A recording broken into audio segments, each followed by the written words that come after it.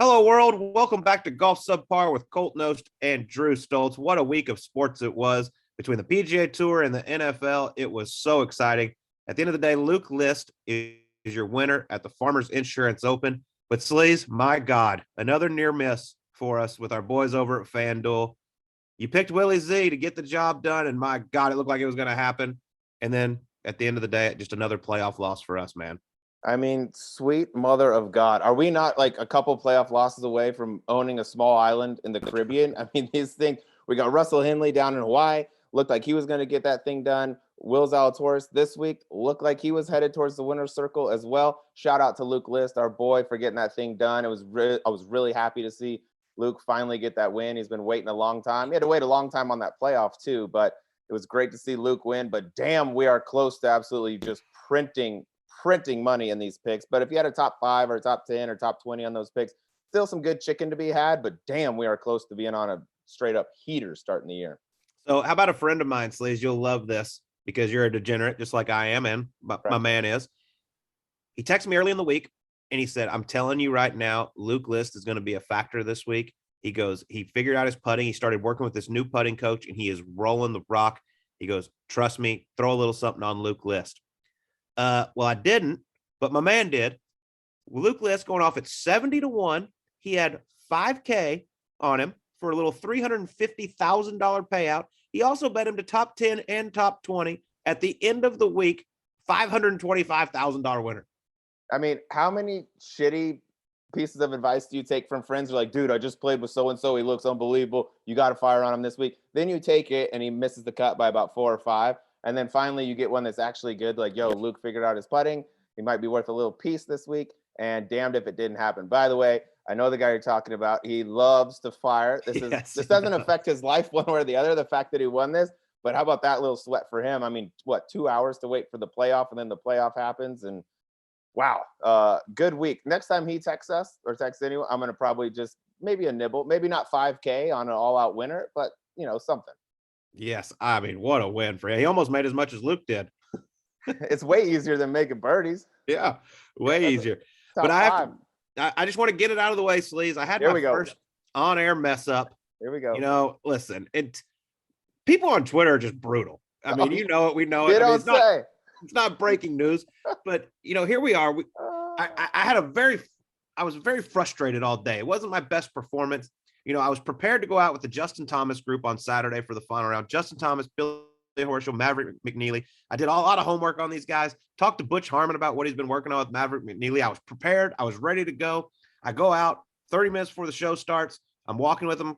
All of a sudden, we go 3, 2, 1 on air. Hey, Colt, by the way, go catch Luke List. He just hold a bunker shot.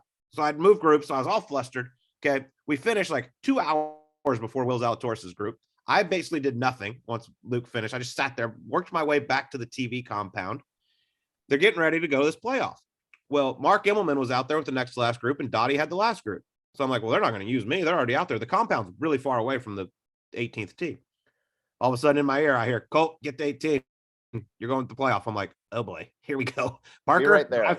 Drive fast. We got to go. So, I carry that monitor around my neck so I can see the coverage if, they're not showing a live golf shot or anything. It also helps with the shot tracer. You can see where the ball's going if you happen to lose it in the sky. Well, as it was made very clear on TV, it was really dark out there. It always looks lighter on TV, but it was very, very dark. So I made a rookie mistake by guessing. My man Luke gets over the tee, gets over the ball, sends it, immediately picks up the tee. I saw the ball take off, but then I lost it in the sky. Well, the volunteer behind Luke signals which way the ball's going. He signals dead straight with his paddles. I'm like, well, that's got to be hammered right down the middle. And then I hear in my ear, Colt, it flew in the bunker. I'm like, out of bounds. Shit. This is a problem. This is what I get for guessing. And I just got roasted on Twitter for it. I immediately apologized. I was like, dude, sorry, I lost it in the air. But some of the things that people said to me, I'm like, my God, you would have thought I committed a crime. All I did was just say the ball was hammered down the middle and ended up going in the bunker. I immediately put out a tweet, and then I got thousands of replies showing support, telling me I did a good job. But for that 5 minutes, there were some very mean things said about me on Twitter. I was, believe it or not, Twitter, not the friendliest environment in the world after an on-air mess up. I was sitting there watching it live and like everybody else. And in your defense, dude, it did start down the middle. And Luke's reaction, like the quick tee pickup, typically that's like when a guy seeds one and he's like, it's good, I don't even need to look at it. And then you make the call, and then they pan to it, and it's in like the right side of the bunker, and it half plugged, by the way. And I was like, immediately before anything happened, I was like, oh boy, here comes Twitter. And sure enough, dude, I'm like, I know you're getting tons of shit. I start getting messages like, yo, your boy said this. Yo, you got to wear him out on Subpar this week. I can't believe he did that. I was like, guys, here's the deal. If you ever have a microphone in front of your face and you're live and you do that for an extended period of time, you're gonna say some dumb shit. It's just the fact of life. Occasionally there will be some dumb shit said, and it is what it is, and it didn't change anything. It's just like, oh yeah, it's in the bunker. Like, who cares? Move on. But people were coming at me like, yo, you got to kill him for this on Subpar. I was like, guys, if I start killing people every time they say something bad on air, I'm gonna be in some deep shit. Because believe it or not, as hard as it is to believe, I think I've even said some dumb shit on air before. Colt, time or two. I'm a pro's pro. You know that about me. So it happens. It's funny after the fact. It's one of those things in 10 years, you'd be like, oh, dude, I remember my first like officially on at CBS event, and I said this thing was hammered. And by the way, every time you play with somebody now and you hit one wide right or wide left, they're gonna say that to you. So just get ready for that. But at the end of the day, who cares, dude? It's not a big thing. Everyone is messed up. And for the record, I do like Nick Faldo, but it was way better than hearing about this quarterback sneak the entire time, which really made no sense to me. And I was like, I'm thinking he understands less about football the more and more he talks about this thing. Like, let's just let that go. But anyways, dude, it is what it is. You took some shit and you got in front of it apologizing or owning up to it on Twitter, which is probably the best way to go. Yeah, I just wanted to put it to bed. But I mean, some people saying, is there a more worthless broadcaster than Colt Knost? I mean, what a terrible call. I'm like, dude, it was one tee shot. Like, relax, everyone. Oh my God, dude. People mess stuff up all the time. It just happened to be in the playoff first shot. It is what it is. You move on, you fight another day. Twitter is going to tweet. That's what they do. And it's like I said, dude, you ever have a mic on you live and you do it for an extended period of time, you will say something stupid. And it just so happened you did yours and you got it out of the way. Now you're good. Yeah, and I get to try to make up for it again at Pebble Beach this week. Probably say something stupid again. You should do one like, dude, you should do one wrong on purpose and be like, kidding, guys. I'm kidding. That's guys. In the ocean. Not kidding. It's 5 feet away. It's gonna even make birdie. I might do that. I might throw that out there. You got to. I think you just play that up, dude. Just make one atrocious call and be like, joking, guys. I actually saw this when it's 3 feet from the hole. Get over yourselves. Yeah, but it was some good fun. And by the way, dude, speaking of disasters, you missed out on this fun, but we had our Whisper Rock Club Championship this week. Mm-hmm. As you know, it's one day. First day is like qualifying / seeding. You all go out, you play 18, then they seed you top 16, make the championship flight, and then the defending champ is automatically the number 1 seed from last year. So that was Drew Kittleson. We go out there, dude. We're on the fill tees all the way back. It is long, it is cold, and it is blowing probably 20. It's tough out there. So I go out there, I'm not expecting a whole lot, and I somehow put together a great day of golf. I hit it about as good as I can hit it, more or less. Played with some good players. I was like, wow, I'm feeling pretty good going to this thing. I shoot -1, 71. I tie for the second low score behind Scott Harrington, who's in the field. Got 69. Big Lair, former guest, shoots 69. Great round of golf, by the way. But I'm like, perfect. All right, I'm second low out of the qualifiers. I'm going to get some guy that barely greases his way in. It's a play him tomorrow morning. Get kind of like, it's not a buy, but it's like, all right, this guy barely got in. He shoots 79 or whatever. Kind of get a warm-up match. I'm sitting down there having a few cocktails. They come around, hand out the match play bracket. First round, Kevin Stadler. Sitting right next to him. I'm like, are you shitting me, bro? Tour winner, first round. I normally get some like 2 handicap that barely greases his way in here, shoots 100, and I clip him 5 and 4, and I get a little warm-up. And I get frickin' Stads in the first round. He's like, dude, you'll kill me. I'm awful. I made everything today to shoot 78. I probably shouldn't even be in the club championship. I'm like, great. We go out the next morning, Colt. It's freezing and windy again, by the way. And through 4 holes, he was telling the truth. He snipes it on 1, has to take a drop, makes a double. I'm 1 up. We par the next hole. He makes another bogey on top. I'm like 2 or 3 up through 4 or 5 holes. And I'm like, oh my God, he wasn't lying. He does suck. I'm going to kill him. And after the 4th hole, dude, he goes back to old Stads, hits it beautifully. It is howling out there. It's hard to get the ball on the green. He shoots 4 under from that point on. I get dirt napped on the 17th green. So I get a first round exit from the club champy. He goes all the way through, plays in the finals against Scott Harrington, who beat Bryce Mulder in the semifinals. It was a hell of a field, actually, for this week. But I had a first round exit in the club championship for the first time. It was a bit demoralizing. Listen, even the Bulls back in MJ's day lost every once in a while, dude. Good point, dude. Good point. It happens, but the revivalry for stats. But you missed a fun week. But it was also freezing and windy. Not my cup of tea. Sunday, as we're getting ready for football, I was talking to Connor Trias about the bracket, and he read off the semifinals, which consisted of Scott Harrington, Bryce Mulder, Drew Kittleson, and Kevin Stadler. And I was like, how crazy is this that the most recent PGA Tour winner of that group is probably the biggest underdog in Kevin Stadler? Yeah, dude. We got our good friend, the doctor. He acts as the sports book for this event. Yep. So he handicaps every match. You got over, under, you got money lines, you got prices. When the semis came out, the text goes out to all the idiots that are going to bet on this, of course, with the over-unders. Stads was the biggest underdog to win the actual event. I'm like, he won the Phoenix Open. You know what I mean? Yeah. He hasn't been playing his best golf over the last few years. I was hoping I'd catch him on one. I was like, where are these 79s I keep seeing down in, shitburger events out there? And you come out here and shoot 4 under on this monster today. But he does look a lot better. He played some good golf, I know, in the next couple matches too. So he's going to play a Corn Ferry Tour event soon. So hopefully he gets the thing righted and get some chances out there. But hell of a week out here. But I got clipped early. Took a little wind out of my sails.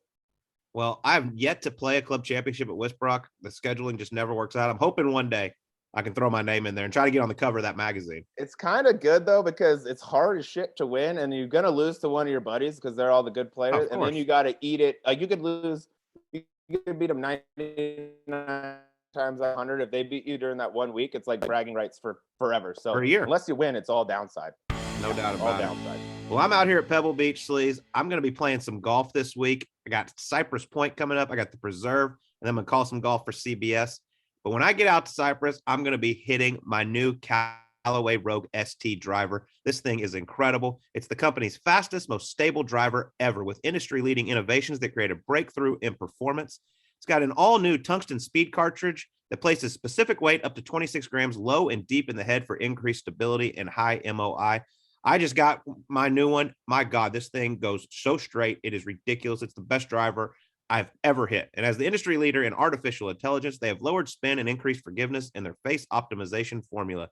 Rogue was the most played model at the Century Tournament of Champions this year. And if you want to find out more about the new driver, go to CallawayGolf.com/Rogue Drivers. That's CallawayGolf.com/Rogue Drivers. There's 4 models. The Rogue ST Max, which is Callaway's best combination of distance and forgiveness that fits the majority of players. The Rogue ST Max D, dedicated draw model for players who need the most shot shape correction. The Rogue ST Max LS, stronger trajectory, lower spin, and more neutral ball flight. And then the one I'm playing, the Rogue ST Triple Diamond LS, a compact, low spin head for better players. Once again, go visit CallawayGolf.com/Rogue Drivers and get yours today if you want to drive it like a god. Callaway, the best driver in the game. So I'm not kidding you. This thing, it's unbelievable how straight it goes. You miss it? Triple Diamond LS. I'm waiting for that quadruple diamond. Okay. I'll see what I can do. I'll see if I can get you on the program. So if they got the quadruple coming out, I'm in the market. All right. Well, we got a very special guest joining us this week. The new and improved Scott Stallings. A lot of made about the weight loss. At one point, I believe he was down 80 pounds, but now he is just a brick shithouse. The man is in shape. He works out like an NFL linebacker and is really, really fun to sit down and talk with. He's like Jonah Hill. Every time I see, I don't know which size he's going to be. Every time I see him, he could be big, he could be super skinny. I don't know, but he's figured out the right weight for him. And damn, dude, we get into it clearly, but it doesn't happen by accident. That dude gets after it, and hell of a stick too. Yeah, 3-time PGA Tour winner. Here he is, Scott Stallings on Golf Subpar. All right, we got a certified meat-eating, weightlifting, tweet-making son of a gun with us here today. 3-time PGA Tour winner, former Scottsdale resident, and he left us to head back to the motherland back in Tennessee now. Scott Stallings, how are we, brother? Good, man. Thank you guys for having me. Good to have you here. That was one of the better intros I've had. You like that? That might be your best yet, actually. Think so? With anyone. Well, shit. I'm getting better. 100 episodes in, I'm starting to figure out this intro. I like it. You know?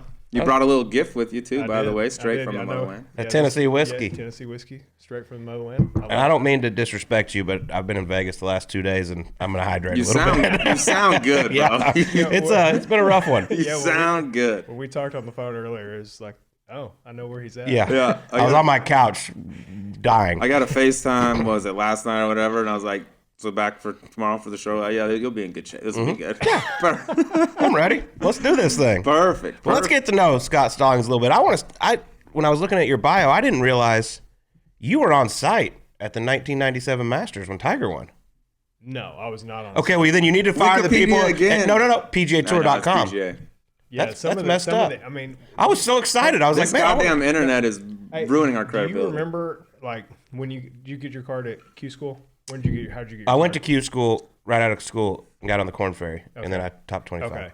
So I got it when, I finished whatever, and then where you had it was nationwide at the time, but then you kind of got like a free run at finals. Yes. So you had your card, but then you could go and try.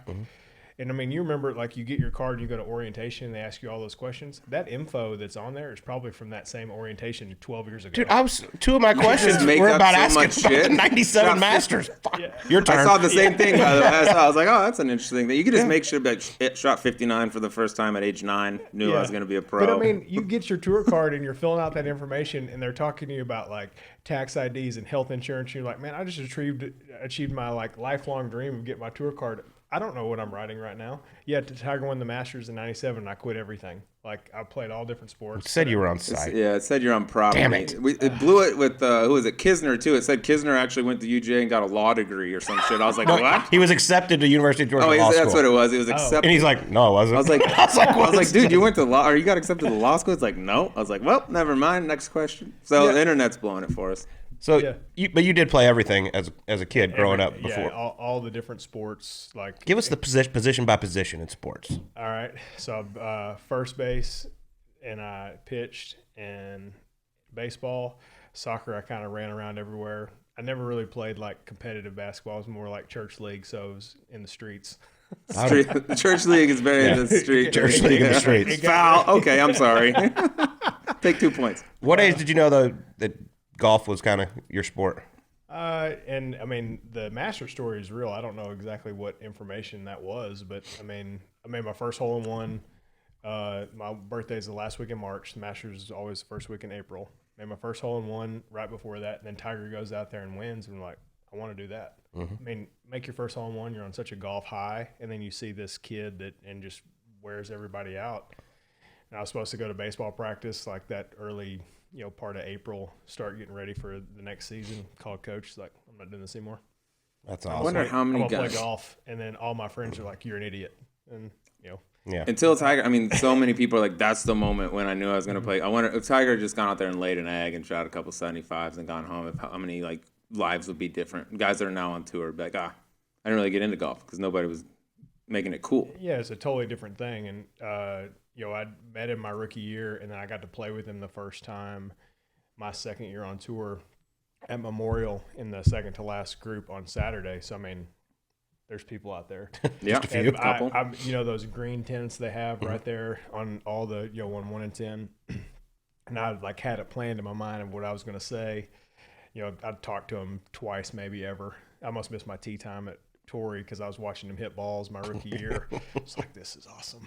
Like I didn't know he hit in the back, and I just tried to. I mean, the range is so small. I just went wherever I could find. To someone, and he was back there. I was like, this is sweet. Like, I mean, I hit 4 balls and went and shot probably 77. Just rolled out there. But that's what he does. Yeah, 100%. But I walked right up to him. I said, man, I'm not going to ask you for anything. I just want to say thank you. I said, you made some kid from Tennessee want to come out here and chase it. And not very often that people get to go in the competitive environment of the tour or whatever that is and be able to play with the guy that, made you want to pursue that.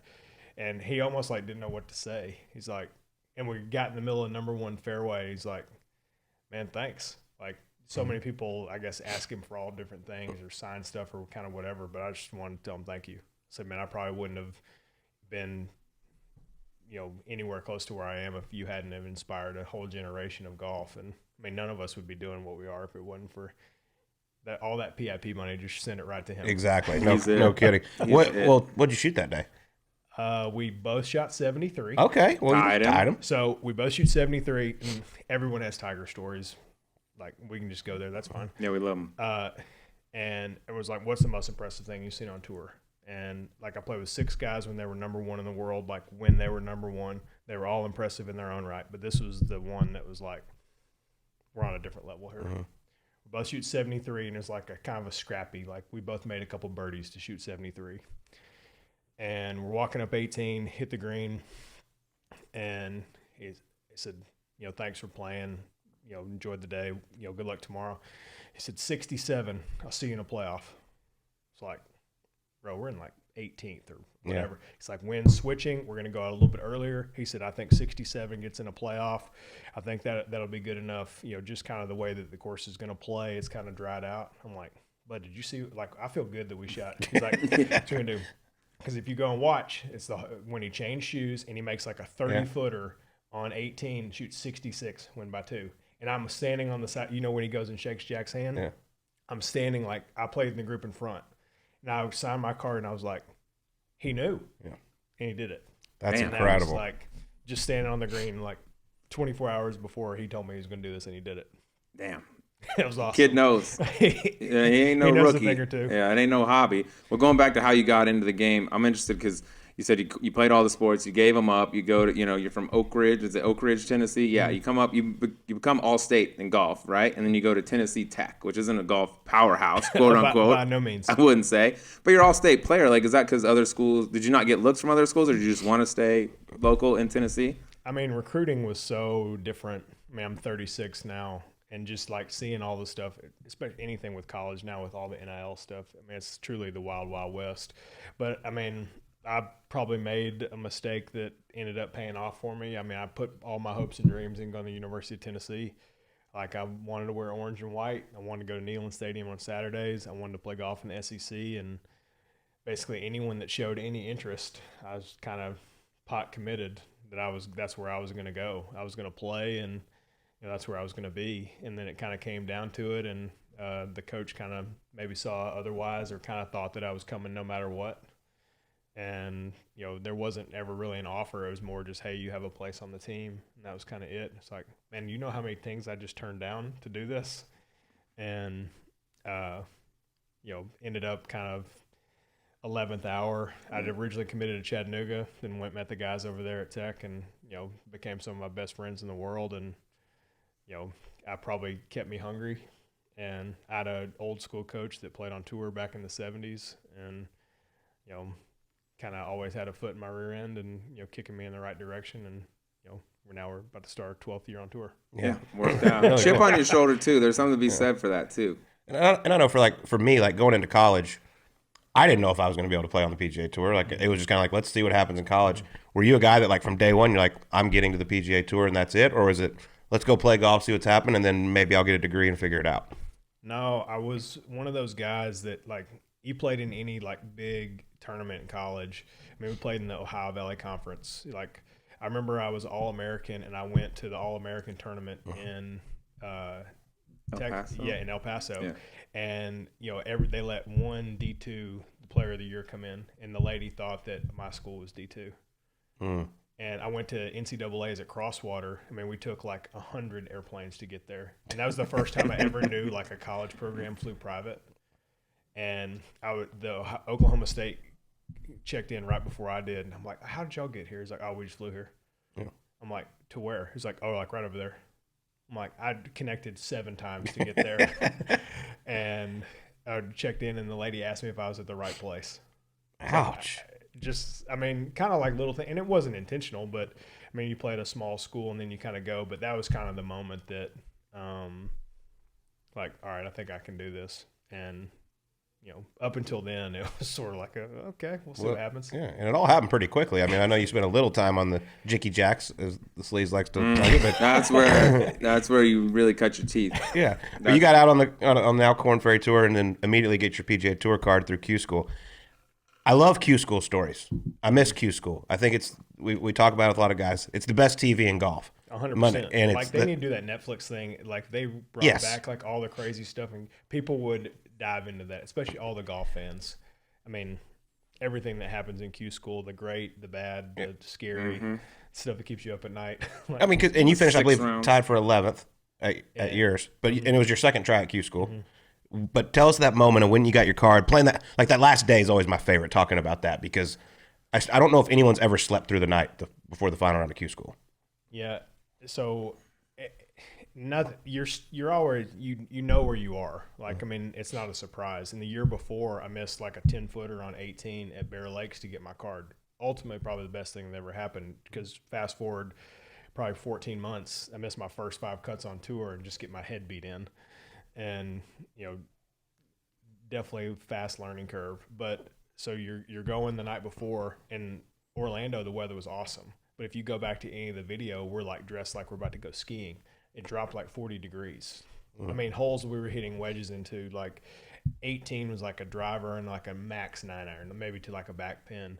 And 18, I hit driver 6-iron as good as I possibly could to like a front left flag. I mean, just the course was totally different. But kind of the first part of that week, Scott Brown told me on the 4th hole at the Panther course, he said, if you don't get your card here, you're never getting it. Because it was just like a perfect setup for me, the way that the golf courses were playing. And so, I mean, he was right. You know, everything worked out. But what I remember I birdied 17. I was inside the number kind of playing around. I birdied 17, and then I hit a good shot on 18, and I made it to kind of like guarantee I was. But we had to wait in scoring forever because Horschel was in our group, and he Double D was caddying for him, and he had asked him what the number was. And they were kind of figuring out what they were playing in the shot, and they basically stood on the back of the green and just kind of had it out because they had told him one thing and ended up not. Well, Will Stribling, I think that was his name. He bogeys 18 and Billy gets in. Will Strickler? Man, Yeah. it's a long time ago. Yeah. There's a lot that's happened since then. I'm sorry, man. I completely butchered your name. I think it was Will Strickler, yeah. There is a Will Strickler. I don't know if that was him or not. I don't know. He played at Stribling? Florida. That's Strickler. That's Strickler, yeah. Sorry, Will Strickler. And He's all right. But he ended up bogeying, and the number moved, and Billy got in. Oh, my God. I mean, achieve a dream, finally get my card, everything, and we're just sitting and scoring. And like, what do we do? Like, this is a card you're going to add and check, and I mean, you're not leaving there. First off, Billy Horschel and Don Donatello just don't need to be a team together. Let's get that straight.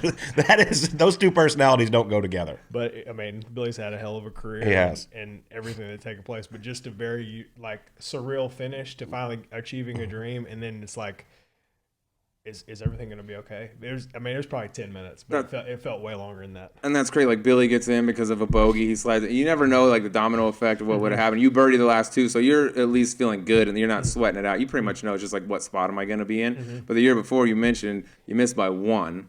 Go back to that one because I mean, the closing holes, I'm sure you remember them. Yeah. What that was like, just knowing you're on the bubble the whole time. I mean, and I never had status anywhere, so it was kind of like, all right, I played good enough, like I'm going to have full status in some form or fashion. But, you know, coming down the stretch, I hit some good shots on 18, and it was like probably like an 8-footer. And I remember watching the finals because Kiz was 26 too. We were in 26th place, and that was when all 25 got it. We sat in the clubhouse at Bear Lakes, and we just watched, and him and I were just like, what do you think? Because if someone made a bogey, we were both going to get in. Yeah. And, you know, it worked out all right for us. Yeah, but at the time, you know, you look at it, and, you know, the stories from Q School, man, they just kind of stick with you. And, you know, you look back at it, and, I mean, it doesn't seem like that long ago, but it was. There's incredible stories. There's tragic stories. But, I mean, God, I'm with you. Like this Netflix thing that just got announced that's coming out. If they did a Q School one, my goodness. I mean, just the stuff that goes back and forth. Like, I mean, everyone sees that putt. The guy hit the back of the hole. Everyone thinks that was the – I mean, he missed his card, but that was the day before. Yeah, Joe Daly. Last day. Yeah, Joe Daly. I ended up playing some jigs with him a number of years later, and I don't think he ever got over it. Yeah. But everybody does think that like that was like the next to last hole on the last day, and I'm but he still had a whole. Yeah, that was a really bad break, but horrible break. But you know, ends up missing out, and you know, kind of sees different things like that. But yeah, I definitely miss Q School, and as far as I don't miss it like personally. Yeah, you miss watching. But do you miss Q School personally? Well, now I want it back, but playing it, hell no. Yeah. I mean, I was one of the guys. I double bogeyed the last hole one year and thought I missed, but ended up getting my card on the number. I mean, to double bogey the 108th hole. Go in and no, I just doubled it. 18 at TBC or at PGA West. Yeah, dude, my caddy told me I had to make bogey, and I made double, and I thought life was over. I just lost my tour card before and went in. Tears were coming down, and Johnny, the scoring official, he goes, "You're all right. You're gonna finish T27, but 2 guys ahead of you already have their card. And it was like the greatest moment ever. Man, that's like a Roberto Castro and Mark Anderson. I walked God in the clubhouse bless and your said, souls. whatever y'all want is on me right now. That's the other weird thing about that is like 25 and ties. Everybody gets it. So like your fate when you finish up, if you're not, when one of the later group, you finish up, your life, as it feels like at the time, is in the hands of other people. If you're like, right, I need a boat, like somebody's got a bogey, and you don't control anything, and you're just sitting there and waiting. Hopefully somebody backs up. It's the most intense pressure in the world. So how did that work? Because I know how it is now. So a guy comes off the Corn Ferry and finishes in the 25. They don't take another spot. No, this was in 2011, so they were trying to improve their number. Oh, okay. So they don't count. If they finish inside the top 25, they don't count against the number. Okay. So I double bogey 18. We're T27, but those guys are obviously removed. So we go to T25. It's me, John Huh, and Nathan Green. And John Huh ends up winning Rookie of the Year, I think, the next year. Wow. If I make bogey, he doesn't even have his card. Yeah, and wins Mayakoba and wins Rookie of the Year, I think. Wins like $2.4 million. I was like, hey, John, how about a little kickback over here, bud? You could write a book about all that, just like I said, the butterfly effect of all that. He made bogey, so he got in, then he wins Rookie of the Year, goes on to win all this shit and makes $8 billion. He would have been on the Corn Ferry Tour. It's nuts. Well, you get your card, which is obviously goal number 1, and then you have an interesting rookie year. You obviously win, but I want to go back because, as you mentioned, you off to a very slow start. And I'll say the win was important, but maybe the sponsor exemption you got into Tampa was more important than anything. Yeah. Because that kind of got you going. Correct. So this week is the week of Sony, and everyone was like, why don't you play there? I mean, I had such, sticker shock there. Everyone's like, oh, you need to stay at college. You need to do this. It's like, yeah, I'm a rookie. Like, let's go do it. Hit it right behind a tree on 9 on Friday. I'm right on the cut number. Downwind par 5. Like, if you hit the fairway. The easiest hole on tour. I mean, you hit the fairway there downwind, 9 iron. 8 iron max? Short iron.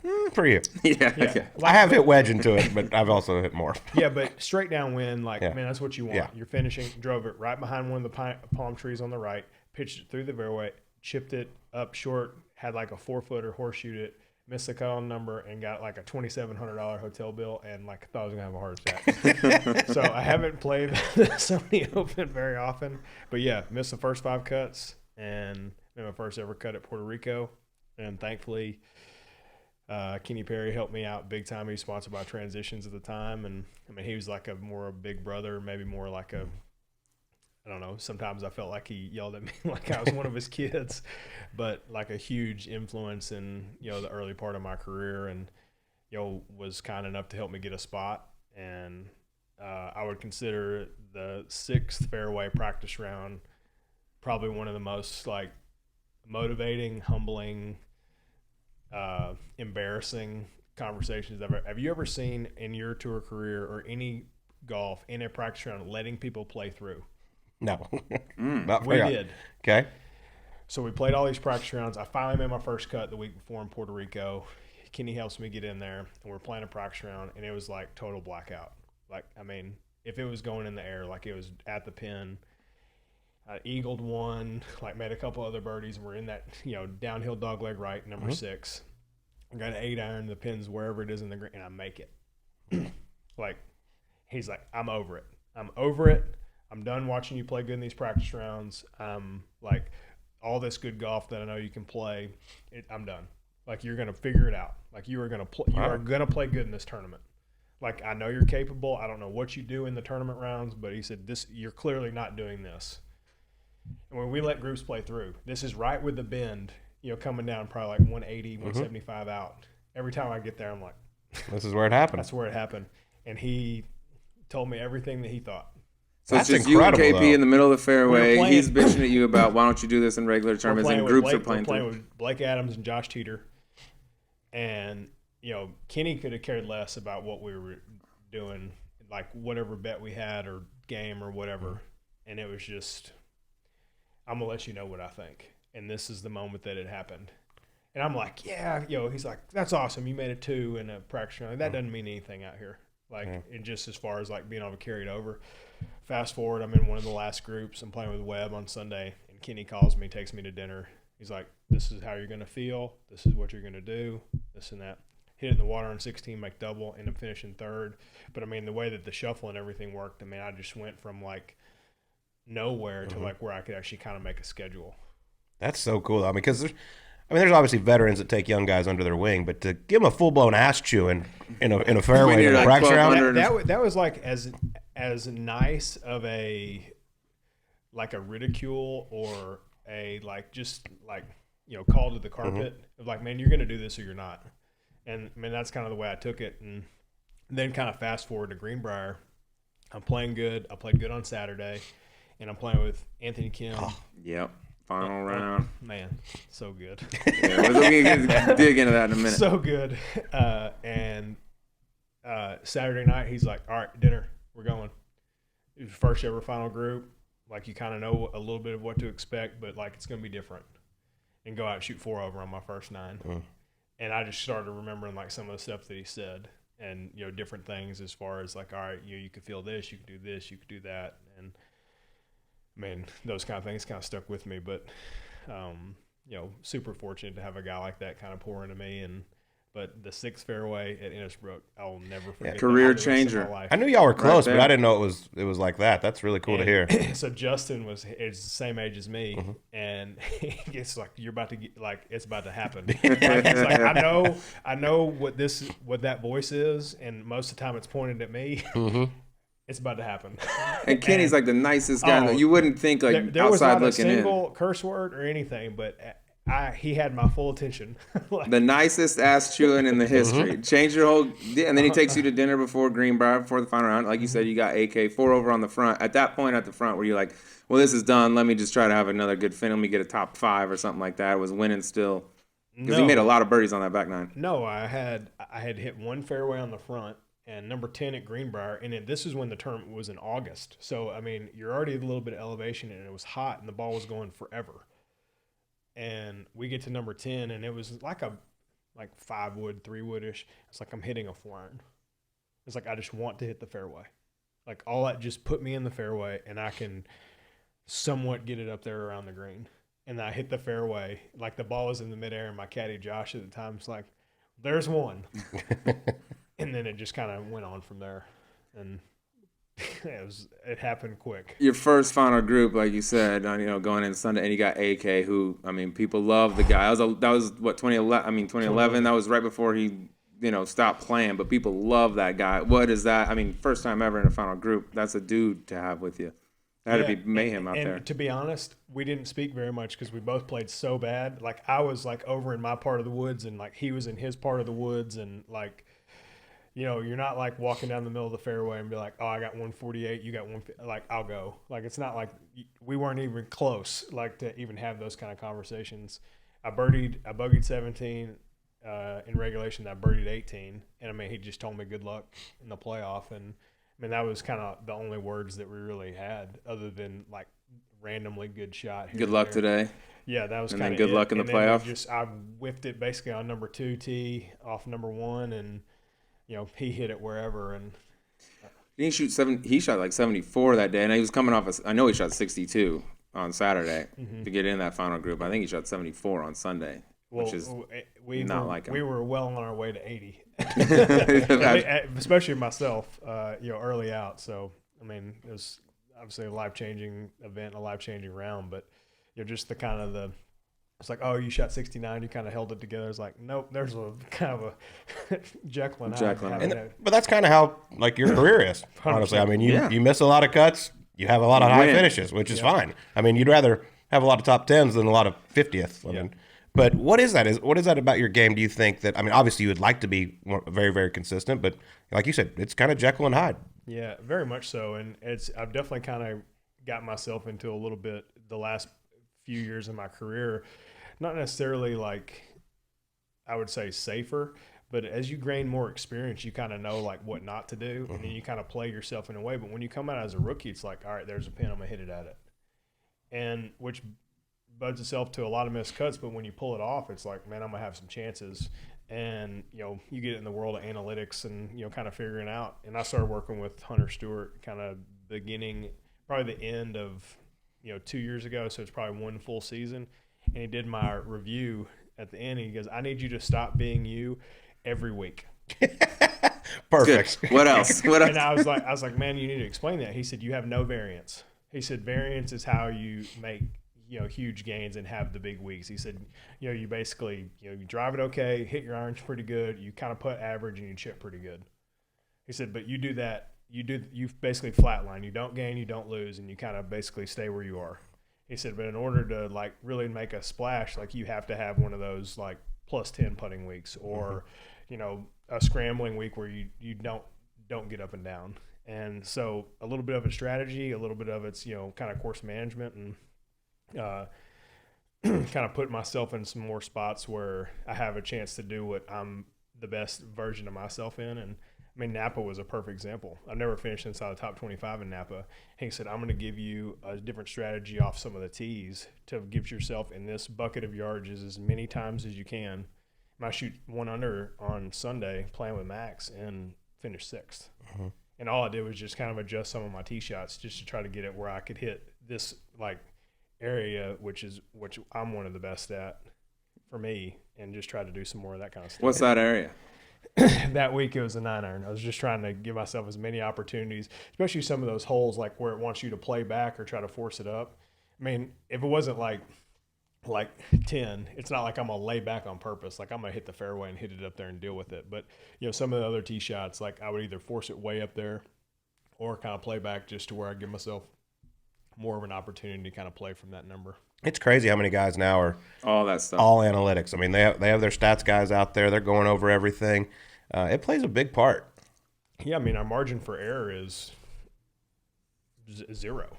And Hortzy works with a few guys out there, and I met with him a couple years ago at it would have been Liberty National, so it was the first playoff event. He's like, I'm gonna give you one number. I'm like, man, this is gonna be it. Like, this is gonna change my career. But a little bit of perspective as far as like truly like how razor thin the margin is. He said 58. It's like, man, unbelievable score. It's like, nope. He said, that's your variance. 58 shots in a year. So he said 29 shots this way, you make tour championship. 29 shots the other way, you lose your card. Oh, shit. That's crazy when you break it down like that. I mean, you think of how many shots we have and how many tournaments and how many this and how many that. I was like 100th on the FedEx Cup, something like that. Like, fine. I'm there. I'm at playoffs, make a run, see what happens. And that's what he said, 58 shots. You're 58 shot, 29 one way from tour championship, 29 the other way. Wow, that's cool. That's great. In like 25, 20, whatever events. I had played like 27 tournaments.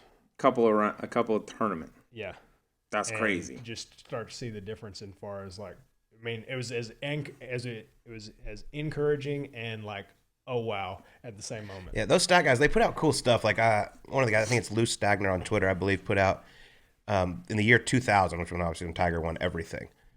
He's like, Tiger Woods from 125 and in hit like 79% of his greens. Mm-hmm. He goes, so all you 15 handicappers out there that think you should go at every flag, well, no matter what yard you are, here's the best year in golf ever, and he missed a lot of greens from inside of 125. 2 out of 10. Yeah. Yeah, I saw it's crazy. The other one of like, proximity, like rough green percentage with sand wedge on tour is like way lower than what you think. Yeah. And you see like these college and like junior kids are like, I'm in the rough, but I got a sand wedge and like, I'm going to flag it. Like, we hit like 65% in the green from the rough with the sand wedge. And the distance from the hole too. People say like, oh, that's the difference between pros. You give them a wedge and they're hitting it within 10 feet. Like, no, dude, go look from 120 what the tour average is, and it's like 21 feet or something. 18 feet from like 120. It's like around 20. It's like it's not the same. I always thought I still think this, like when the harder things get, maybe the shittier the conditions get, the tougher. Like you just shot 62 at Bermuda. I think you beat the field average by almost 10 shots. That rarely happens on tour, like maybe once a year or something like that. Torrey Pines, where you've been great, really tough golf course. You win in 2014 at -9. Like the harder the golf course, the tougher the conditions. I feel like the more you excel. Would you agree with that?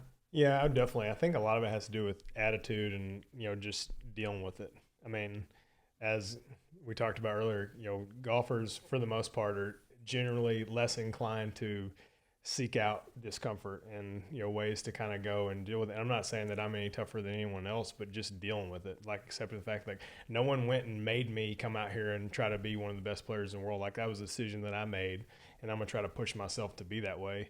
And you hear some younger guys like, man, no one went and got you out of bed and said you had to be a tour player today. I know guys that would give anything they possibly have to go out there and play one event just to go have an experience of what that is. So when it gets tough, I mean, it's not the most enjoyable thing in the world, but the fact that I get out, go and play and compete and be one of the with one of the best set of players. I mean, if you look top to bottom, man, like you look at that list of those guys, and it's like, man, this has got to be one of the best sets of guys in a long time. It's crazy how deep it is. Oh my goodness! Like everybody can win, but to say like I played during that time is pretty great. Yeah, it's crazy. But you're right. The attitude, no bull, right here. That's the whole deal, right? Yeah. No excuses. Suck it up. Do it. And just get out there and deal with it. I mean, Bermuda was definitely a kind of That was nuts. a unique scenario. But everything that takes place to have that happen, like I teed off the back. I was one of the first few tee times, and like everything that kind of takes like anyone that has a round like that, so they didn't get lucky. Like, I mean, 100%, that's what goes into it. I mean, you beat the field by 10 in one round. Like, something had to go your way. Sure, but it wasn't like dead calm and easy for you. It was just maybe a little less shitty than it was. Well, if it's dead calm, it's kind of hard to beat strokes. the field by 10 strokes. It wasn't 10 strokes easier in the freaking morning than it was in the afternoon. 100%. We played one of the hardest rounds of golf ever together. Torrey 100%. Pines.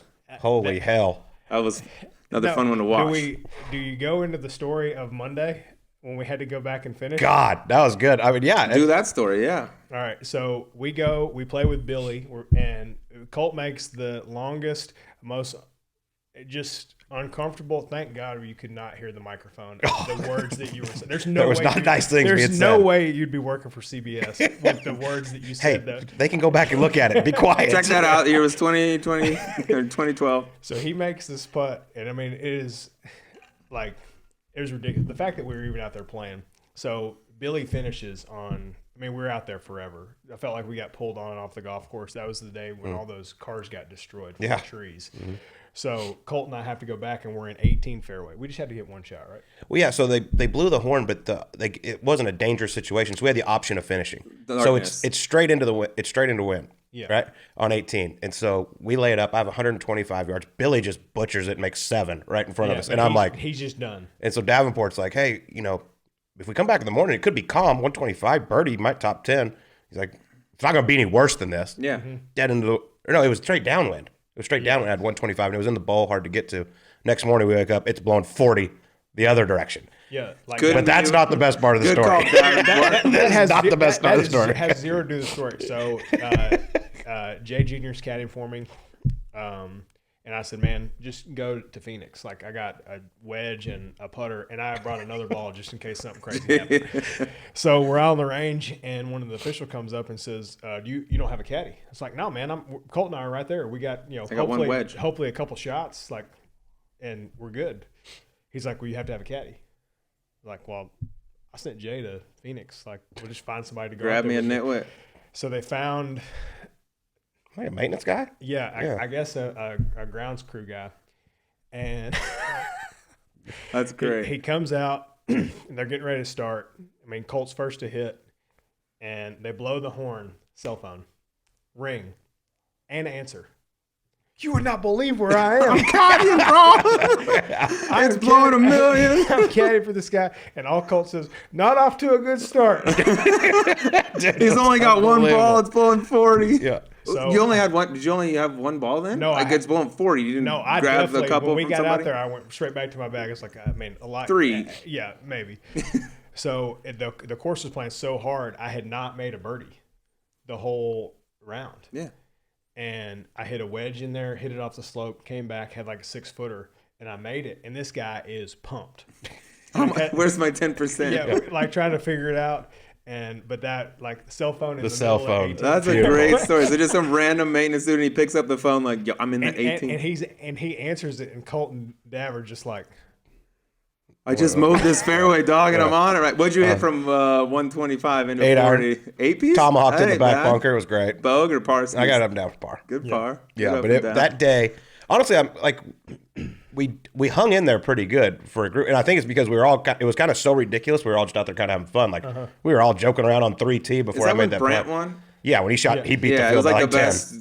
best tournament or final round, whatever. Yeah, but it was the situation of like where the wind started switching around, and he just happened to be playing. I remember they said he hit gap wedge into 12. We hit like wood, and we were a couple groups behind him. Yeah, a little different. I mean, not very often you're in like whatever place we were in. I shot 79 and I gained 1 spot. Yep.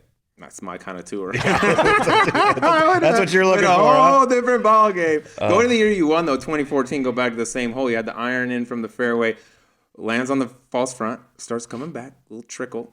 It stays up. When you hit that ball, when you won 2014, when it landed and started coming back, do you think it was soup or no? No, I thought I hit it over the green. Like I was trying to hit it as hard as I. And Did you club down because of adrenaline? Or no? No, I was trying to ship that thing over, and it landed right there, kind of probably the softest part. Like I was doing everything I possibly could to hit it where it would land, cover the front, and roll back there and see what happens. Everything you look at now, it's like, I mean, that was a lucky break, great break. I mean, everyone needs something great to happen. You fast forward to the next year, I get in a playoff with Jason Day, and we're all in the playoff in the fairway, and he hits this awful iron shot, and it lands in the walkway and stays in the fairway, and he hits an unbelievable pitch to like a foot, makes it. And Harris and I make par, and we get knocked out, and then JB bogey 16, and Jason wins. But just look in those situations. I mean, anyone that wins, they didn't get a good break. I mean, for whatever it was. But And you beat Gary Woodland that year. You won. That was awesome. That was good. That was really awesome. Makes you cry. Do you know who you missed in the play? Do you know who the guys that were one stroke back, that playoff you would have been in had you not tweeted that hole?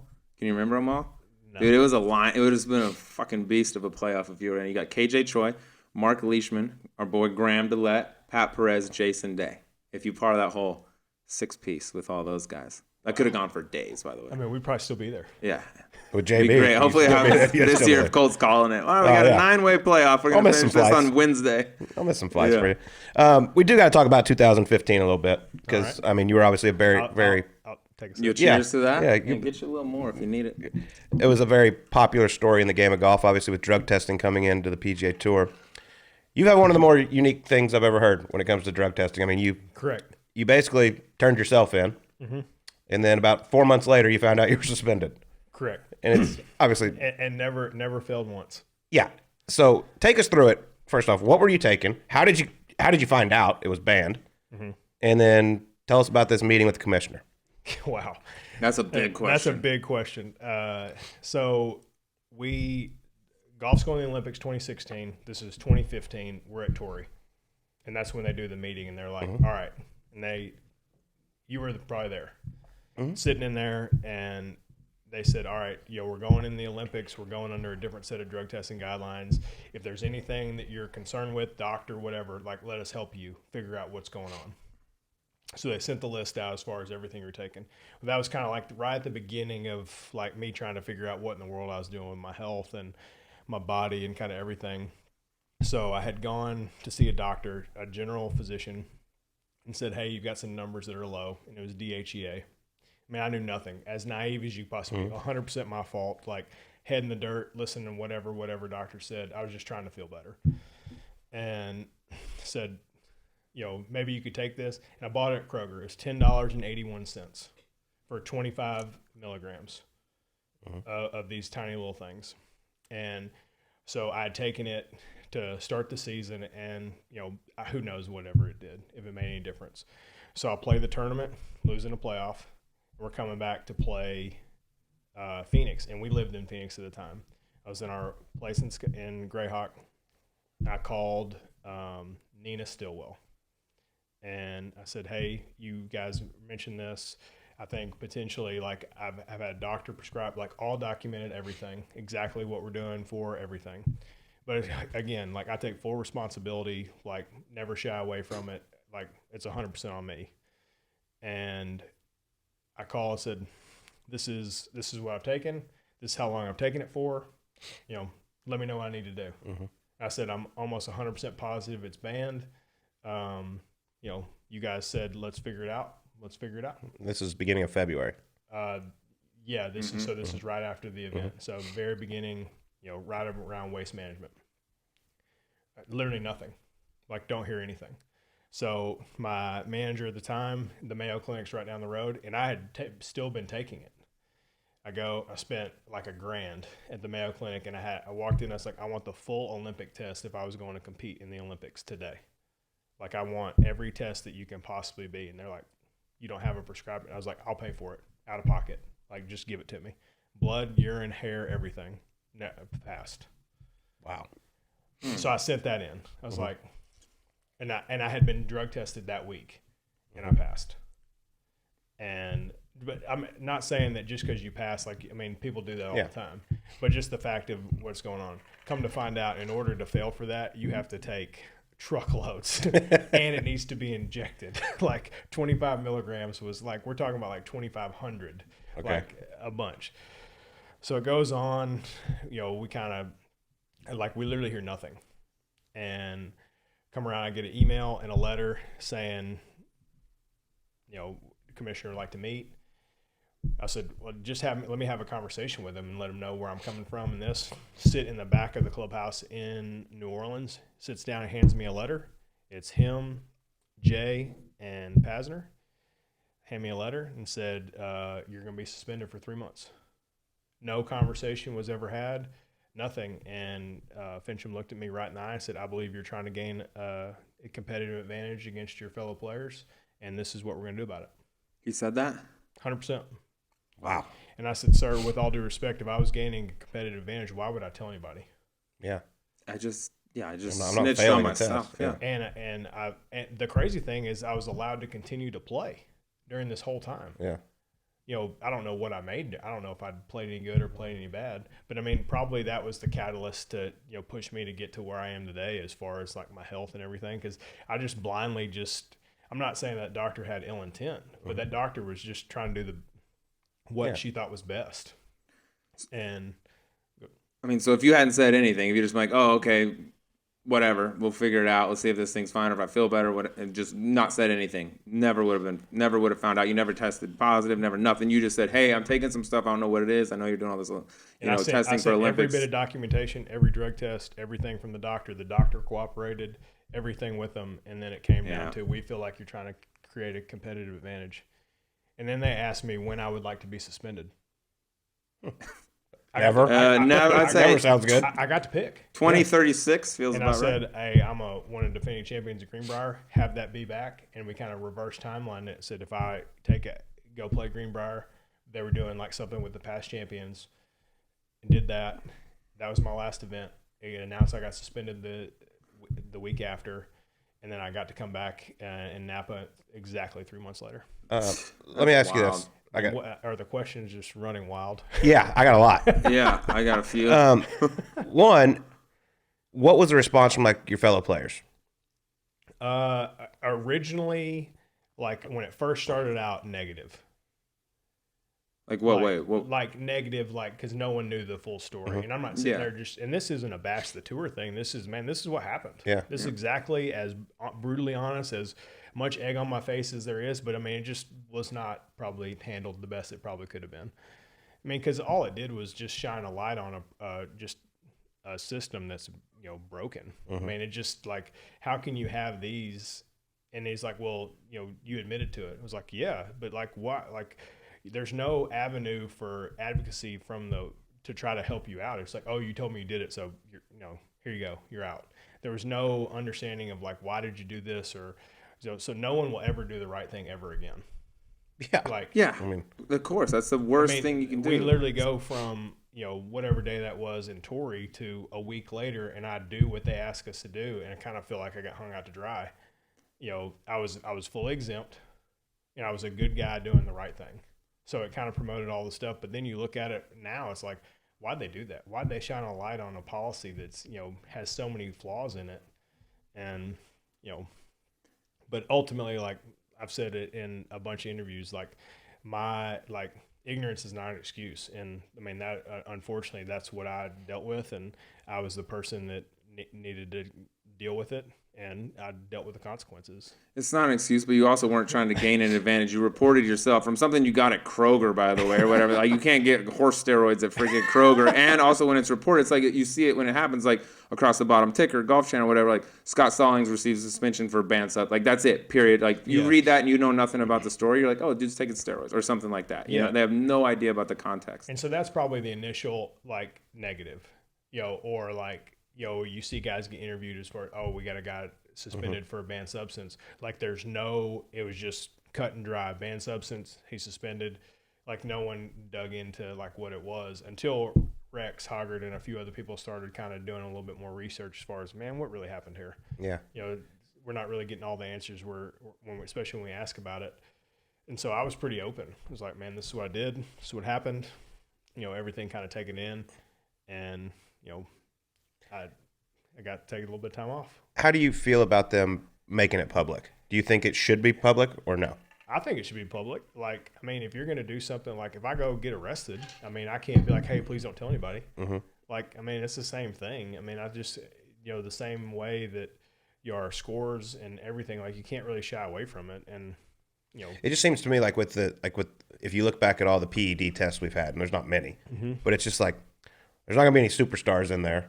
Like it's just, and you're a great player. You've won 3 times on the PGA Tour, and then there's, I believe Doug Barron is another guy that got suspended for beta blockers. DJ with some elk. Whatever elk. the elk thing was, the Deer elk spray or some shit. Yeah, Deer and then spray. Bavik Patel on the Corn Ferry Tour. It's just like, my question is, do you think they put everything out there? I mean, just judging by what I have seen with my own, I mean, essentially gave them something on a silver platter. It took them 4 months to make a decision on what they were going to do about it. And then I pleaded the entire time for a one-on-one.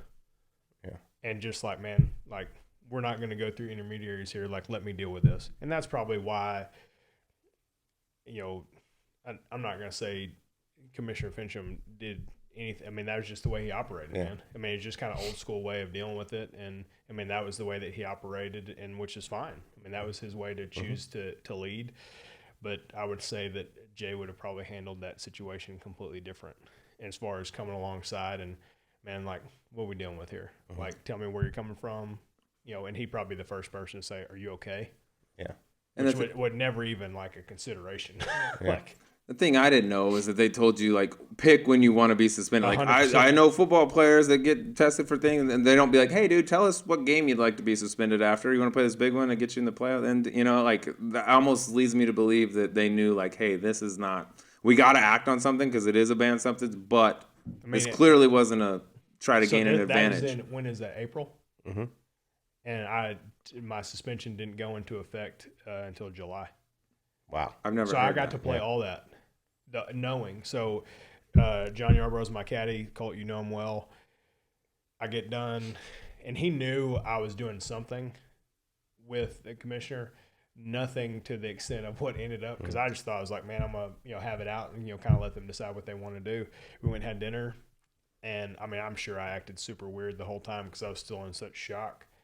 And we sat in some coffee place in some random place in New Orleans that night, and I said, I just got this letter, and I handed it to him, and he's like, are you kidding me? And That's tough, yeah. just a weird thing, man.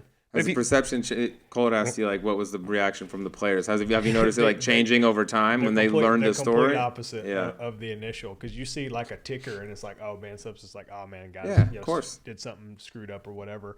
But then you start to find out about it. And so fast forward a little bit during that time, John went and caddied for Bill Haas at Eastlake in the Tour Championship. And I'm getting ready to come back. Like, I've been playing and practicing, and, like, everything's starting to kind of a little bit more, like, I can just go away. Like, no one really thinks about it. But as it starts to come back, so John goes and caddies for Bill, and they're playing the Pro-Am. And Bill basically asked John, he's like, I want to know what happened. Like, tell me what took place. And next thing you know, Bill's got a couple guys from the tour and be like, what? I don't understand this. Like, how does this happen? But, the perception of, kind of how it was presented and, what truly took place was just completely different. But it was a time in my life I don't necessarily say that I enjoyed, but I mean, it probably made me who I am today, and, probably made me a little bit more resilient and, kind of just dealing with some adversity. I mean, would I have rather not gone through it? Probably so. But I probably wouldn't be who I am today if I didn't deal with it. You said, by the way, it led you to what you are today, which is you lost, 55 pounds Turned or whatever into a it is. shit house. Yeah. So, I mean, you went to see a doctor about that. This happens. And then this just leads, I'm guessing you just decided, you know what, now's the time. I'm going to start changing my body and try to get healthy. Yeah, and golf was never the priority. It was always, let me be the husband and father my kids deserve. And, I had kind of neglect, kind of like everyone's idea. If I play good, I can kind of do whatever I want and, kind of deal with it as it comes. But then I just started feeling worse and worse. And, you get done, it's like, man, I'm 30 years old. I should not feel like this. And, started putting the pieces together. And, man, I'd always kind of worked out a little bit, but, there wasn't ever like really like any kind of structure as far as diet, nutrition, or understanding what caused what. And I had some good people come around me and kind of lay out some groundwork as far as how to go and, incrementally get better. And, it kind of all pieced together. But I had the time, off to kind of be able to do those kind of things. 90 days to get right. 90 days exactly to be able to kind of figure it out. But to be honest, like if I don't know if I would have taken that time. I would have probably just been, riding on empty and just, smoking mirrors and, trying to figure it out. And, I got able time to step away and, figure it out. And, I had a lot of really good people help and kind of point me in the right direction to get me to where I am today. I know you say like your number one goal is to be the best husband and father you could be, trying to get healthy for that, but golf is your profession 100%. And it is how you make money. It is how you support your family. Was there ever a worry, like, because we've seen guys who go through big transformations and then their golf game really, really struggles. Was there ever a worry at all about that? There's probably always in the back of your mind, like, man, I'm making some huge changes. I mean, the heaviest I was 252 pounds. The lowest I got to was 177. And, but I mean, that was like years, like when it kind of all figured out. But the initial like drop was like 50 pounds, probably, when I got to about 200. When you start getting down the 170s and you're my size, people will come up to you like, how much longer you got? And that was kind of when it needed to change. Need to learn to lift a little bit and kind of figure it out. But I think when you start looking at it, now I kind of feel like I got a second chance. I love my job. I think I have the best job in the world and something I've wanted to do my whole life. It probably made the bad days a little bit easier to deal with and the good days more enjoyed.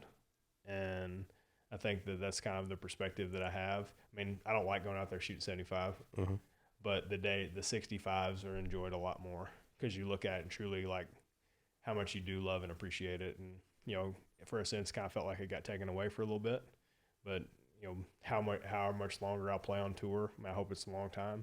I'm going to enjoy every bit of it. Yeah, it's like a new lease. 100%. New lease on life. Where is your playing weight right now? I'm about 200. I'm pretty good. 2 bills is about right. When you get down to ones, dude, you're talking like my weight, and you see my legs. I mean, they are freaking beasts, but they're skinny beasts. Yeah. That's like that Dallas Buyers Club type shit. Yeah, I think when a couple guys are like, "Are you feeling okay?" Yeah, like kind of the other way. Eat this granola. And like trying to like feed me while I'm out there is a little bit. But I mean, you learn a system that works, and kind of way to eat and kind of way to train. And, that's all you do. And then you adapt and, continue to get better.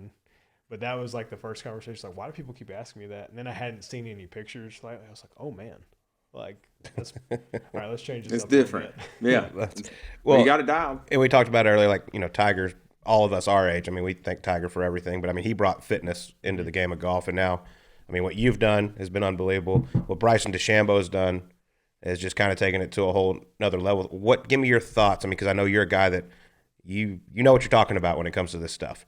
Give us your thoughts on what you think about what he's done and how. I mean, he's gone the other way. He's bulked up and added a bunch of weight. Yeah, I think though that just understanding like just the physics of how it all works. Like you do need a little bit of mass. Like when I got down low, that was the slowest I've ever swung at in my life.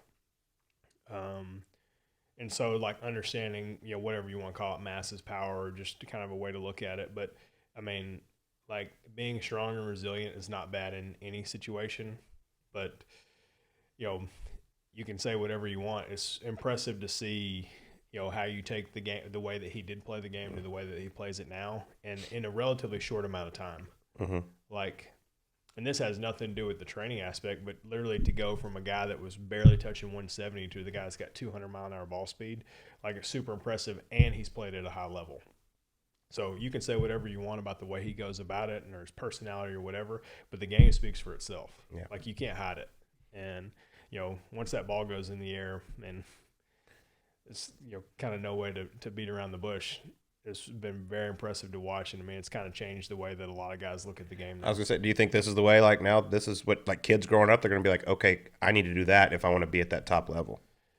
I don't know. You see, I mean, Cameron Smith's 175 mile an hour ball speed guy, and just shot 34 under on the same course that relatively Bryson should have a huge advantage at, especially calm winds. Mm-hmm. So around the green is probably still most important, but the ability to flat 350s, it never hurts. But you see Rory too. I mean, Rory comes out and says he started trying to chase it, and then next thing you know, you start dropping from knee height every now and then, and it really starts to affect the score. So he's got a method as far as works best for him, and he's seen a different side of the game that's probably put the game in a unique spot in terms of just the way that guys look at it. And I'd say guys think about it, whether guys pursue it or whatever. That's kind of up to them. But it is and it's cool for us, anyone that has any kind of idea of fitness in golf. Like, it is cool to see that there's, just like with the way that we all play and we all swing completely different, there's not just one way to do it. And it's kind of finding what works best for you and kind of figuring out the best way to deal with it and kind of go from there. Yeah. What he did in that short amount of time, and also like the thing that gets lost in this is he's actually hits the fairway 2% of the time more now than he did prior to all this, which swinging fast, everyone can go out there and probably swing out of control and swing faster, but you're going to lose some weird ones. He actually is more accurate statistically than he was prior to all that, and that gets kind of lost in the shuffle sometimes. 100%, because all you see is like all the whatever you want to call it right before, but then when it comes down to it, like, and you look at it from slow mo, like if you take him like out of the picture and you see like how the club works, you're like, it's kind of hard to you can't argue with that. And there's not many weird ones going like this way. Dude, he hits it sickening straight for how far it is. Yeah, I mean it's crazy. We could talk about it all day. Should we get to the E9? All right. 100%. Got to get to the E9. All right. You don't have any more questions about all that. I felt like the wheels were spinning. Well, there's a lot of They wheels. still You are. answered a lot of them in the middle of all this. I want to know how I can get bigger, more jacked, and start hitting seeds, because I don't think my time is up just yet. I think Q School could be in my future. You know what I mean? After what we saw at the dry heave. Shit feels pretty good. I hit the green at the dry heave. Yeah, Chunk hook with a lob wedge. Yeah, you have the best amateur. I guess when you. I'm really interested to see where this is going. I like where we're going. When you Continue. When you basically, what was it? Woodlands, second stage. Oh yeah, the second stage. You had reapplied for your amateur status before you got to the airport. Yeah, that was in Dallas actually. I showed up. I didn't play a practice round. I was like, what am I even? I went on a vacation. This is great planning. And I was already signed up. I was like, I don't really want to go, but you can't get your money back now at this point. I was like, I'm done playing. I'll just go to this thing. I didn't play a practice round for Q School. I showed up at a caddy. I was like, what is? There's a couple janky assholes. I was like, I don't even know what to do. What am I doing? Wow. And then I think the next day. Never my heard shit that was story. in. Yeah. He had. I tried to get out of Q School and they wouldn't give me my money back. So I was like, screw it, I'll go. He had reapplied before he had basically exited the premises. Once the tournament was up, he had already applied for his amateur status. It's beautiful. Yeah. He is at Q School. I tried to get out and they're like, nope, dude, it's too late. You got to go. I was like, all right, here we go. Here we go. Let's spin the wheel. Little What's this vacation all do? before? I don't care. Give me the driver. Screw it. Who gives a shit? Let's go. That's beautiful. All right, let's get to the E9. I know you listen, so you know this first question. You can trade lives with anyone, dead or alive. Be them for a day. Who's it going to be? I don't know, someone way smarter than me. I think like just the way we talked about before, like I think like an Elon Musk or something like that truly is trying to solve all the world's problems. Like I don't know if I'd want to be that for a long time, because if you listen to any of his interviews, he seems like almost like a tortured soul a little bit, but obviously he's brilliant. And just the way that he looks at the world, because I'm a pretty simple dude, and kind of be an interesting way to look at it, especially with all the craziness we're dealing with now. Those brilliant minds. Trust, take my word for it. It's not, the cakewalk that it appears to be. All right, here we go. You and Bryson, you're in players' dining, right? Buffet line. You're both walking up at the same time. You definitely made this. There's one piece of meat remaining. You both reach for it at the same time. A little piece of filet, nice piece, a lot of protein. Who's coming away with it? I don't know, probably who's there the first. I mean, you're both in there. You're like two dogs, like Lady and the Tramp. You both got it. I'll probably just take it straight with my hand and just put it right in there. Just say, yeah, you if want he this? may try to get in there with a fork, I just pick it up. Oh, you just go with the hand? I'll yeah, probably just take it just in there. raw. Okay. That's fine. I just want to know who's coming away with that because that's a couple of beefy dudes that like their meat. I want to know who's getting it. All right, number 3. We talked earlier. You've missed a few cuts in your day. Correct. You're on the PGA Tour. Give me the best city on the tour to miss a cut in. Whew. I don't know. You know better than me. Well, yeah, I do know, but I want to know your opinion. I want to know Stallings' opinion. Like Oh man. No, the West Coast has San Diego's great. Yeah, anywhere that's you don't miss many out there though. Yeah. Yeah, but I just think like anywhere. I mean, I grew up and live in Tennessee, so different. Somewhere that I would, if I'm anywhere close and I miss a cut to Knoxville, but I'm there. I'm not hanging around. But somewhere where I travel out there. I mean, obviously Pebble and everywhere on the West Coast is beautiful, but I can hang out in San Diego. A little Saturday night in the tap room when you don't have to play on Sunday is pretty fun too. Happy Tap. They got a little wine cellar out there. All right, this is for the golf heads out there because I know you're a big collector of Scotty Cameron head covers, putter covers, right? I just tried to file some insurance for that today. That is shockingly a lot more difficult than people think. You got those insured? Well, after I started posting about that, I was like, man, someone's going to try to rob my house. Take my word for it. These scumbags are out there, bro. Yeah, true. You know what I mean? But trying to figure out how you determine value on those, and then figuring out like the volume and stuff like that. So sorry. How many you got? I got a few. Like you got a rough estimate? We won't give you your address out here. Of putters? Putter covers. You got a ton of putters, but you got probably more covers, I would imagine. Well in the 100, like over 100. Over 100. What's the most rare, like, if you were going to sell one, the world ended, you're out of money, I got to sell all my covers. What's the most expensive or, like, the most rare one? Probably, like, the leather stitch Circle T one. The Circle T's are, people freak for that. Mm-hmm. Cameron Smith has a red one, and I have a black one. I don't know how him and I both got one of those, but it was just kind of an odd circumstance, but it's not the coolest looking one, but it's probably. But it's like the trophy. Like you don't throw it on your putter and go out there. It's like put it in a case or something. Like a pair of Jordans that they don't make one of or whatever. It would definitely be that. I used to have some of those. Don't anymore. All right, Darren Clark, another guy who lost a lot of weight, but he tends to fluctuate quite a bit. He goes back and forth a lot, and he's open about it. He's Love him. Listen, but he's got I got a fat section in my closet and a skinny section in my closet. Does Scott Stallings still have any of his fat clothes left? No, I have some pants that we moved recently. And I had some clothes that kind of made the transition that maybe probably shouldn't have, and I put them on. I actually got some suits remade, and I went to this place in town, Lifetime Alterations. I'm like, all right, we're about to see. So I take this suit in, and this was probably right in the true heaviest I've ever been. And I break it in, and I put it on, and the guy comes out. He's like, "We're not miracle workers. We can't take 12 inches out of the inside." That's awesome. And he's like, "There's no way this is for you." And it's got my initials on the coat and the inside of the coat or whatever. He's like, I wouldn't even know where to start. Would your granddad give you a bunch of suits? Yeah, it was wild. But that's awesome. That was probably the last thing from the olden days. From the olden days? Well, I'm going to stay on that same topic here because you talk about analytics, right? We're going into analytics. So I know you're an analytics guy. This is a question about that. Scott Stallings 1.0, okay, a little heavier set, 3 wins on the PGA Tour. Put it in the database, right? 2.0, Scott Stallings, brick shithouse Scott Stallings. A lot of good golf, but no wins. Is it maybe time to pack some pounds back on according to the analytics, which is what everybody does? No, we're not. I'm in a good spot. I went from probably up here to probably too small and probably too whatever. I mean, 177. That's exactly what I weigh, so watch your mouth. Okay. I think, I'm in a good spot now. I feel like I can kind of do whatever. Golf feels good, had a good fall, and, looking forward to the rest, but I kind of feel like I can do whatever and kind of found that kind of happy medium.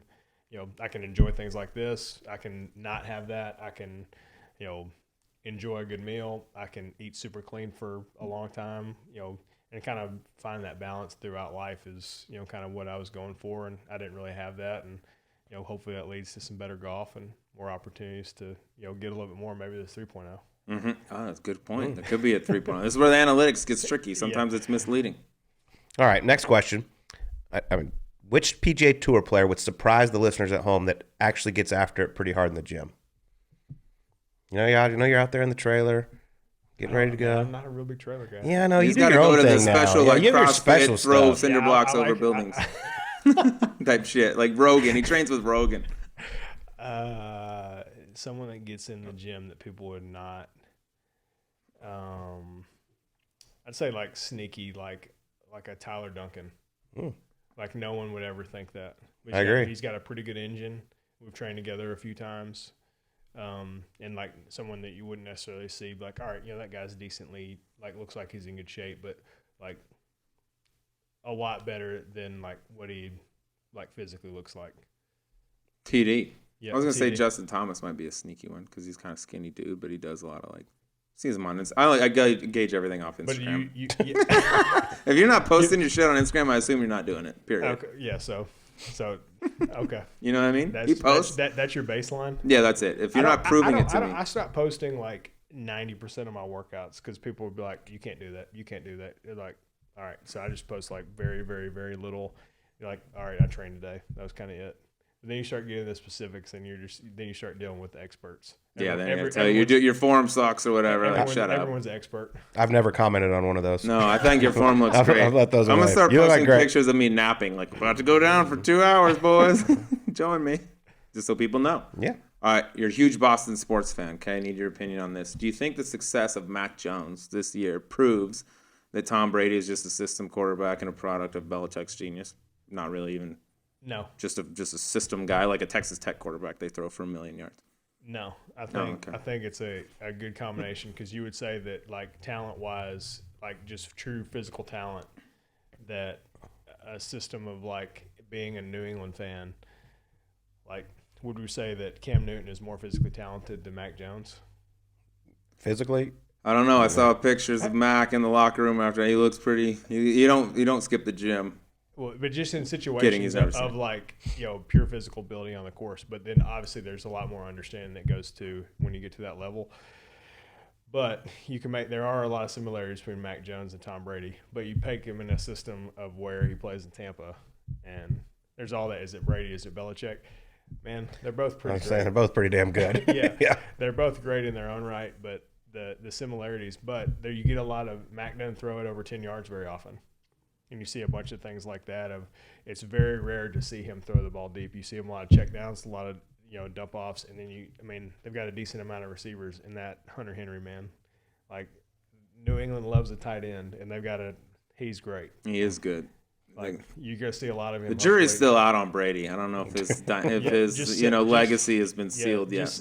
He's a question mark guy. I saw a thing today that said Aaron Rodgers' legacy in the NFL is in jeopardy based on how he plays in the playoffs. Like, that guy's legacy is over. I mean, one of the greatest. So is Tigers. We'll see how he bounces back from this latest. Yeah. Okay.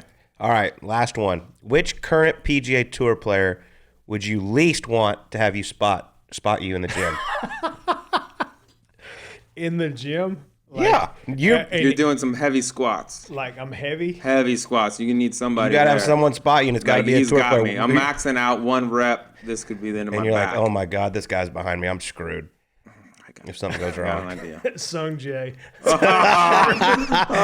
Jae. That's Sleaze's guy. Oh, I love him. Sung Jae the big great. Korean weapon, dude. I mean, he is unbelievable. Like, just the fact that he plays 100 tournaments a year and plays great at them all. But I just see that if that bar is going to crush my neck on like a bench, he's just like, see you later. Sorry. Good luck. I'm out of here. Like, I got to go practice. You made your own bed, bud. Yeah. That Sung Jae would be.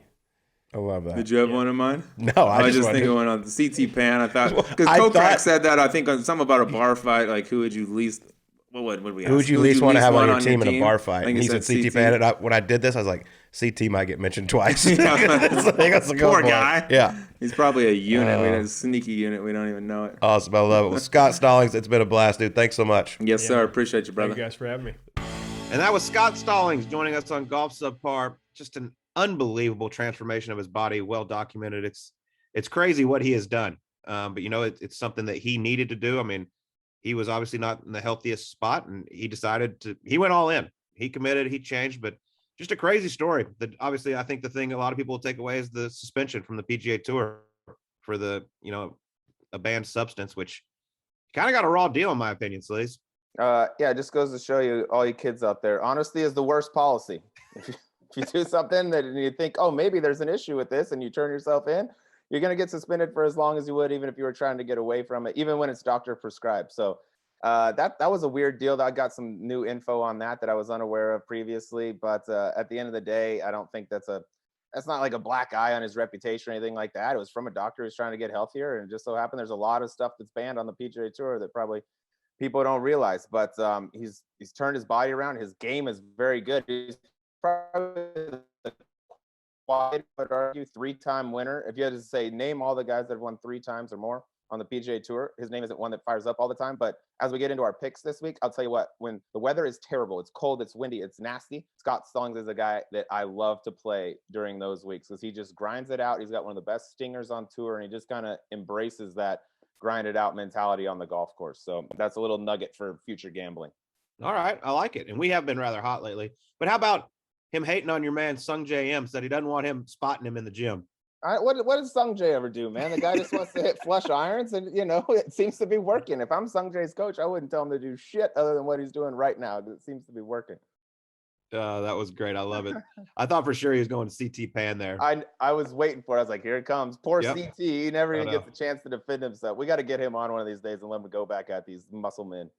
Well, Sleaze, it's time to get to our picks, and we have been on an absolute heater with our people over at FanDuel, the best sports book in all the land. We're on to the AT&T Pebble Beach Pro-Am this week, but it's also the Super Bowl is coming up, Sleaze, and FanDuel Sportsbook is an official sports betting partner of Super Bowl 56. To celebrate, new customers can bet $5 to win $280 in cash on either team to win when you use promo code SUBPAR when registering. That's right. You'll get your winnings in cold, hard cash because we know cash is always better than free bets. All right, Sleaze, before we get to the golf, let's make some Super Bowl picks because, we're football experts, obviously. We got the Cincinnati Bengals going up against the LA Rams. The LA Rams are getting a home game. Going to be an exciting one. I just love this Joe Burrow, Sleaze. What he has done is so much fun. He's got a vibe to him that I'm all about. And it is the Bengals, I believe, are just a team of destiny right now.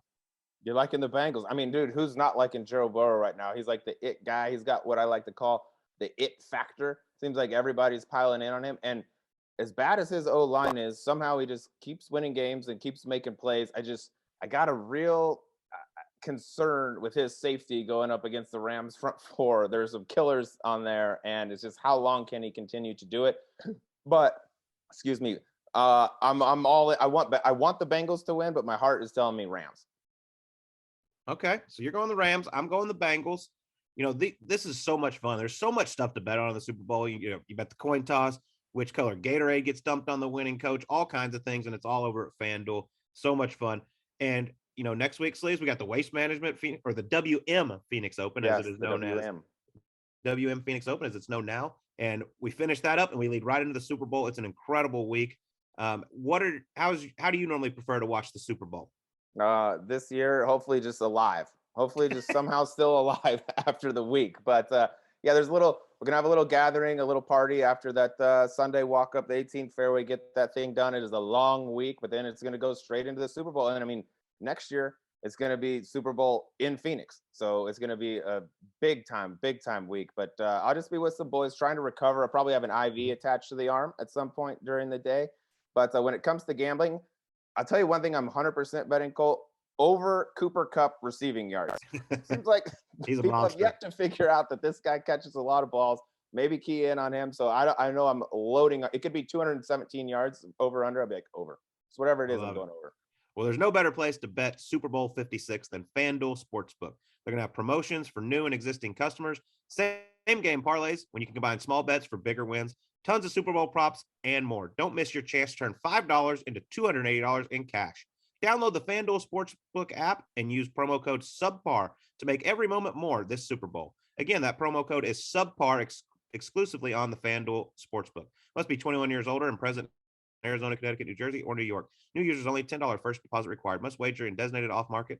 Max bonus $280. Restrictions apply. See full terms at sportsbook.fanduel.com. Gambling problem? Call 1-800-NEXT-STEP or text NEXT STEP to 53342 in Arizona, 1-888-789-7777, or visit ccpg.org/chat in Connecticut, or 1-800-GAMBLER in New Jersey, or 1-877-8-HOPE-NY, or text HOPE-NY to 467-369 in New York. All right, Sleaze, we're on to the AT&T Pebble Beach Pro-Am. Not the best field. Got a lot of guys heading over to Saudi for a little cash grab, but Daniel Berger is your defending champion. We got Patrick Cantlay, highest ranked player in the field, only top 10 player in the field to be exact. But let's stay hot, man. Let's stay focused. We're going to get another win here soon for the boys. Want everybody to be stacking that cash with FanDuel.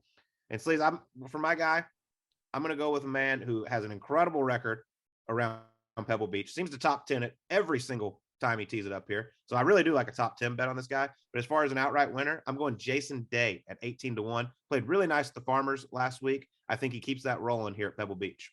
Yes, great to see Jay Day back in the mix down there at the Farmers. Don't hate that pick at all. We know what the putter in the short game stay high and keep swinging it the way he did down there.